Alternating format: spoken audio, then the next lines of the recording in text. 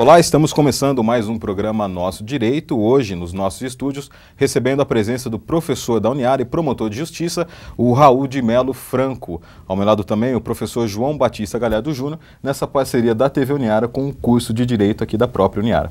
Olá, é um prazer estar de novo aqui no programa Nosso Direito. Nós estamos com a parceria com o Canal 21 da NET e também com a TV Educativa de São Carlos. E desde já, você que queira participar do programa do Nosso Direito, mande um e-mail para nós, direito@uniara.com.br, ou entre em contato pelos telefones 3301-7173 ou 3301-7129. Nós vamos conversar hoje com o professor Dr. Raul de Melo Franco Júnior, que é promotor de justiça na comarca de Araraquara e também professor de Direito Constitucional do curso de Direito da Uniara. Nós vamos conversar sobre o foro privilegiado. Professor Raul, obrigado pela presença aqui no programa. Nós estamos vendo aí toda essa questão do Senado, está na mídia aí já de algum tempo. Evidentemente a nossa proposta não é entrar no mérito dessa questão, mas conhecer um pouquinho dessas normas constitucionais ligadas ao Poder Legislativo, ao Poder Executivo, e especialmente o chamado foro privilegiado. Eu gostaria de perguntar primeiramente o que é o foro privilegiado. Bom, é um prazer estar aqui novamente, participar desse programa que sempre traz informações úteis, polêmicas, mas uma polêmica agradável, que suscita os debates que realmente devem ser suscitados. Bom, para entender o que é foro privilegiado, primeiramente nós precisamos entender o que significa o juiz natural. Nas regras de divisão de competência, ou seja, para se firmar qual é o juiz competente para julgar alguém, a nossa legislação usa de vários critérios. Um dos critérios mais importantes é de que o juiz competente para julgar alguém é o juiz do local onde o fato ocorreu. Então essa é a regra geral. Nós dizemos que esse juiz que tem a competência para julgar alguém por ser juiz do local onde o fato ocorreu é o juiz natural. As pessoas, de uma maneira geral, se submetem a esse juiz natural. Mas a Constituição traz regras especiais que determinam que certas pessoas, em razão de cargos que ocupam, de posições que ocupam, não são julgadas pelo juiz natural. São julgadas por tribunais superiores, ou estaduais, ou do âmbito federal, enquanto estiverem no cargo. Ainda que o fato tenha sido cometido antes de chegarem no cargo, ou durante o tempo em que permaneceram no cargo, essas pessoas são julgadas por esses tribunais especiais. A essa regra, a essa prerrogativa, se dá o nome de prerrogativa de foro, ou de foro privilegiado, ou de foro por prerrogativa de função. Significa, essas pessoas, diferentemente das demais, não são julgadas pelo juiz do local onde praticou um fato. Assim, por exemplo, se um cidadão araraquarense pratica um crime na cidade de Recife, ele é julgado pelo juiz criminal de Recife. Se um deputado federal, por exemplo, que é uma das pessoas que tem a prerrogativa de foro, comete um crime em Araraquara, ele não é julgado em Araraquara. Se ele cometeu o crime em Recife, ele não é julgado em Recife. Ele é julgado em Brasília, perante o Supremo Tribunal Federal. Assim também acontece com ministros, acontece com juízes, acontece com promotores, acontece com prefeitos. Professor Rui, de onde vem essa norma? Porque fica sempre a questão, às vezes até a nomenclatura leva a essa reflexão, o nome que se deu a esse instituto leva a essa reflexão. Privilegiado.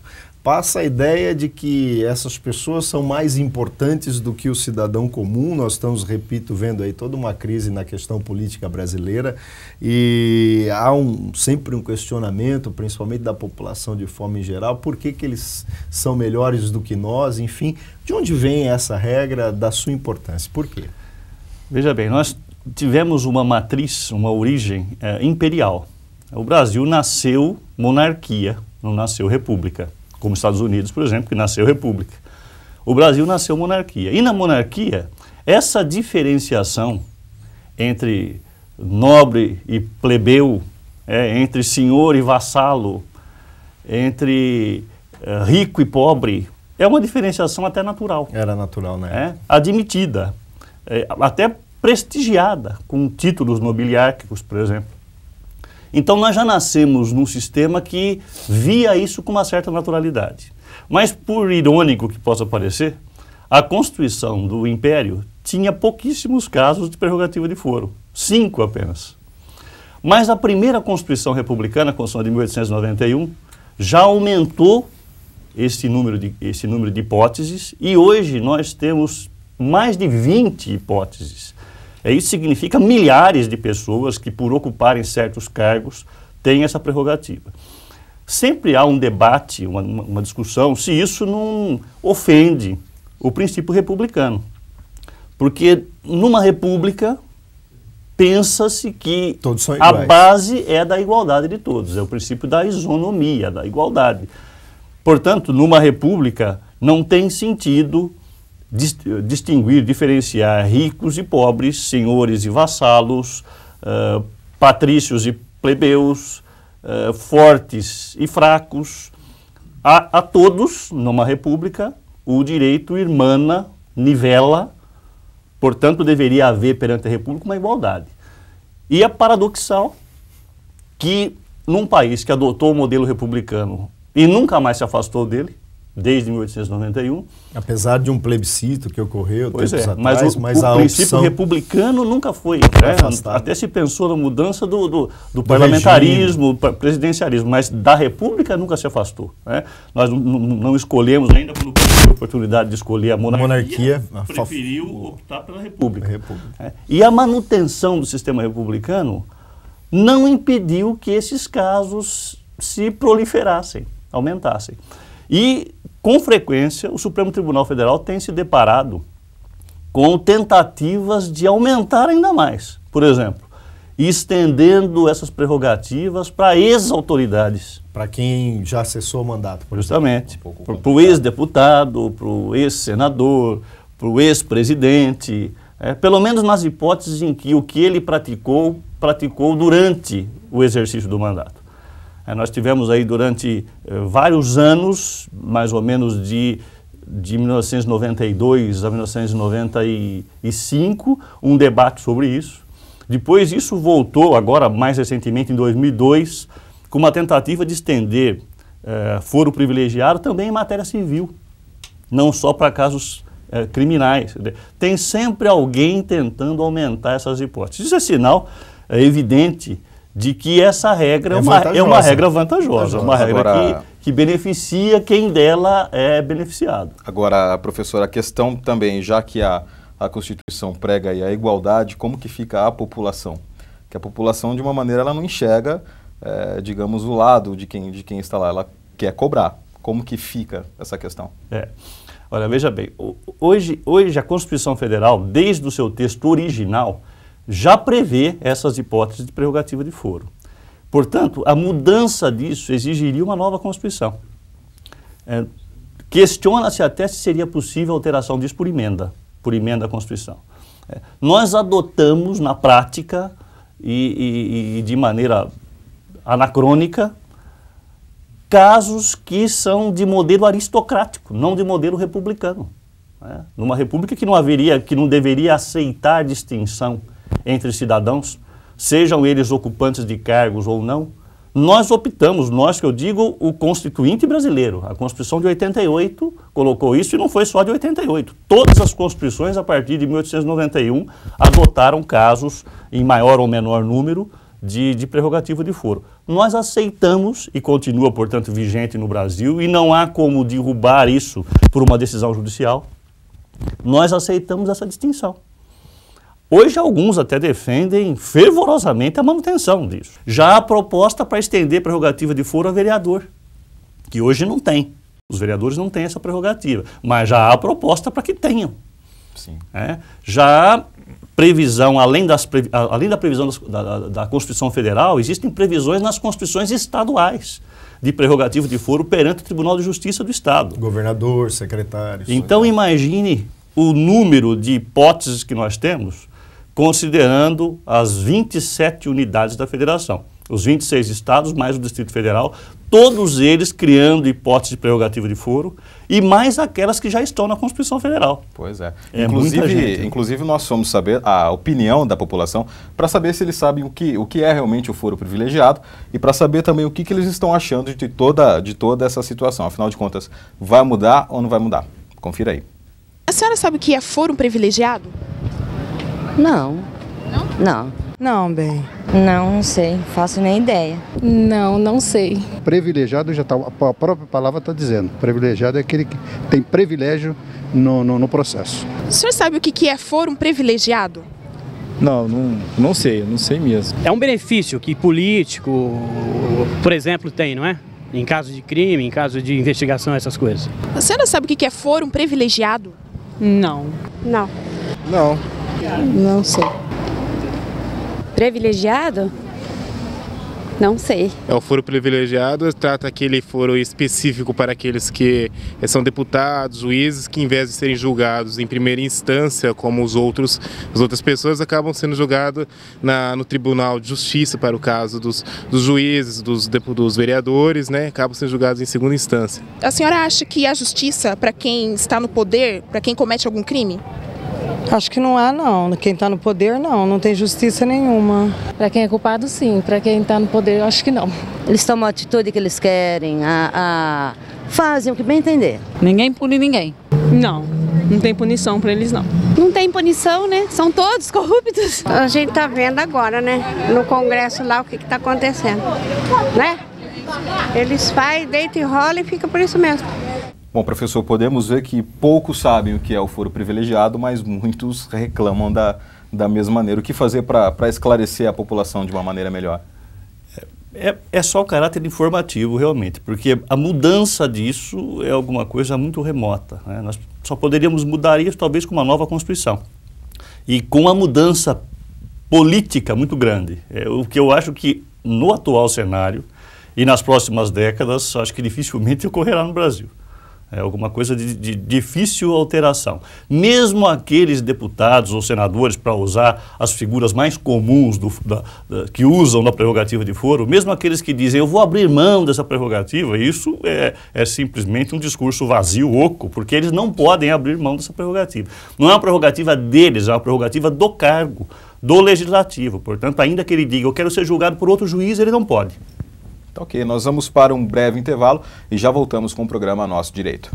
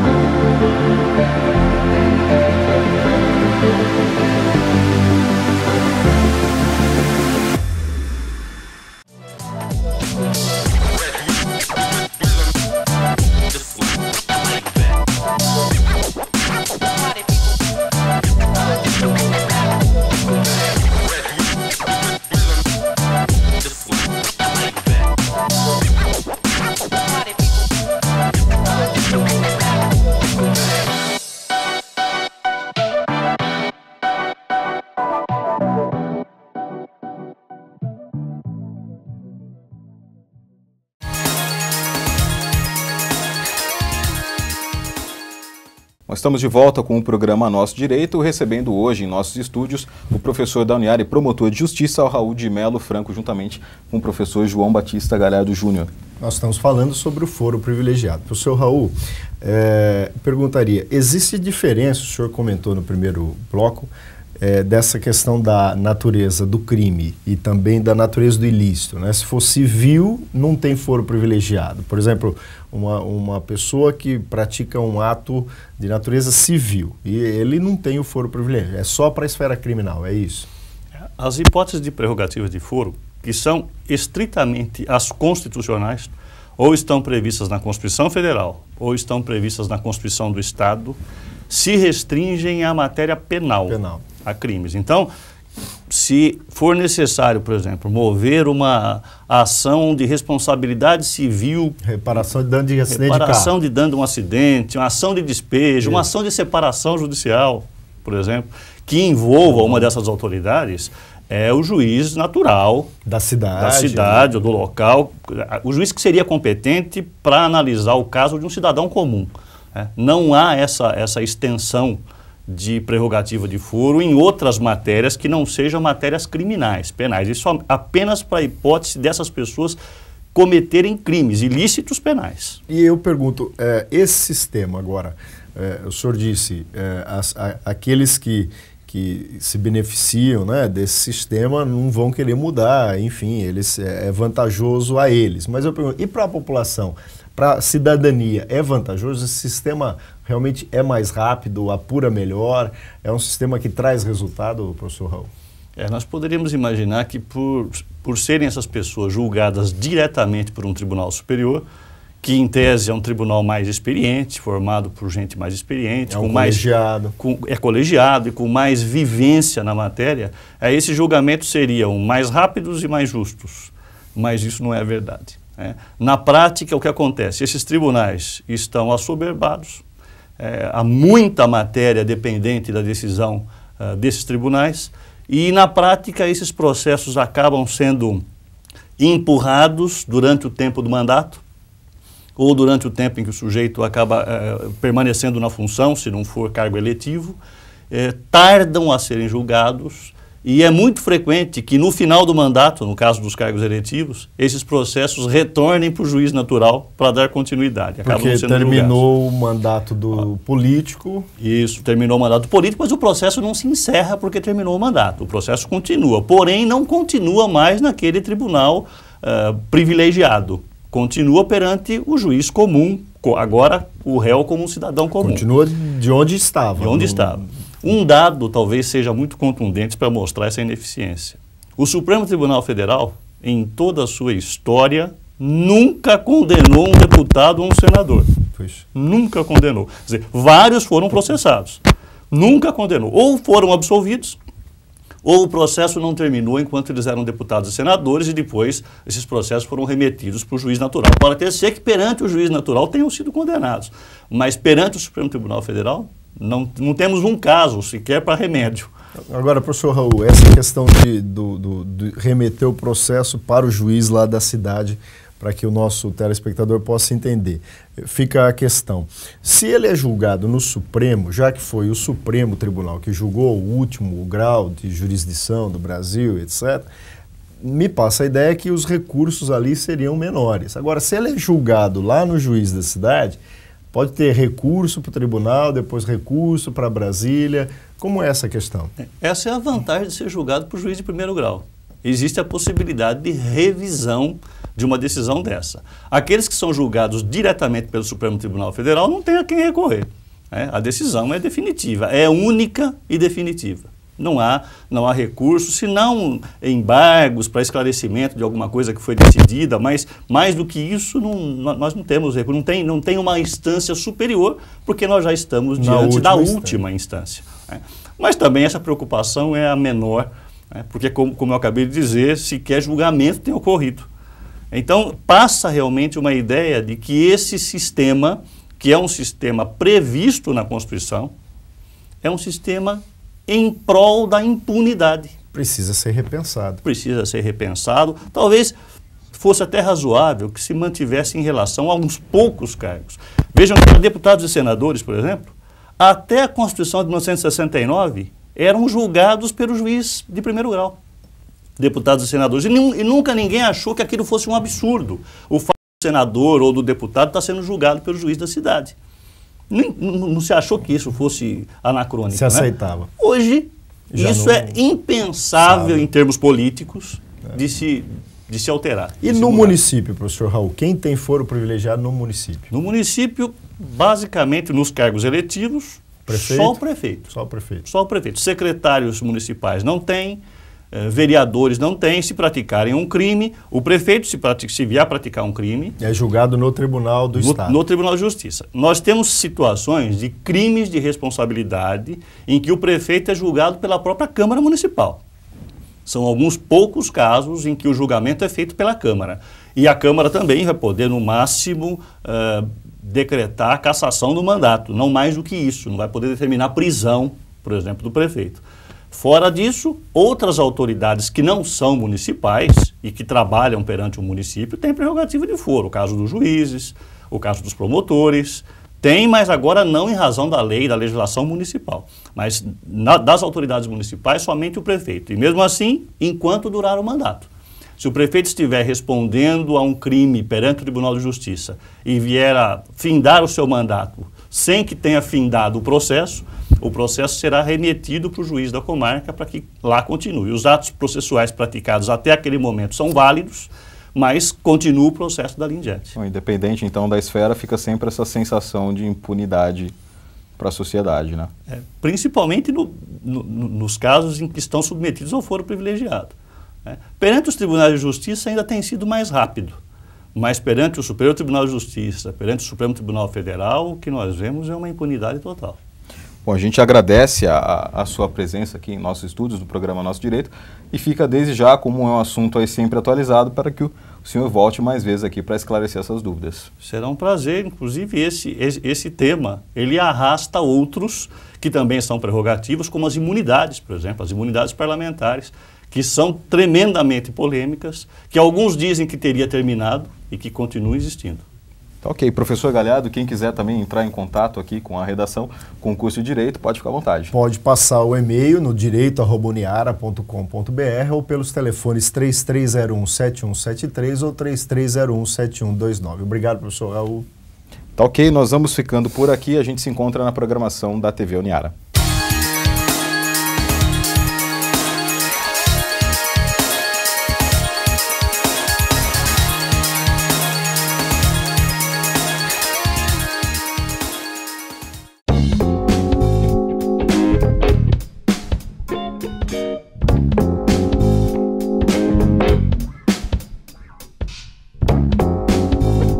Música